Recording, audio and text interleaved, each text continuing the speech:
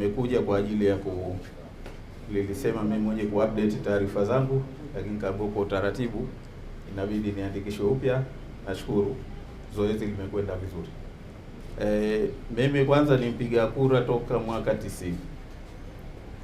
Na sijawahi kukosa kupiga kura, lakini mwaka 2020 bahati mbaya nilikuwa na kazi za watu nje ya nchi, na kwa hivyo wakati ule wa kuupdate daftari sikuwepo, na nilidhani tu kwamba kinachohitajika ni pengine kuja na kitu, lakini kitambulisho nilikuwa nacho, lakini nilidhani kwamba pengine ni kuja kuupdate taarifa zangu kwenye kitambulisho, maana hata picha ilikuwa ya zamani kidogo, ukiniona toka niko Uthmani mpaka leo hivi nilivyo.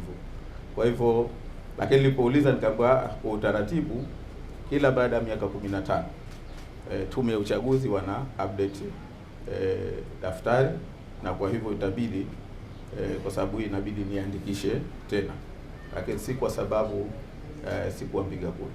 Nilikuwa mpiga kura, nilikuwemo kwenye PVR na nilikuwa na exercise hiyo haki yangu ya kupiga kura.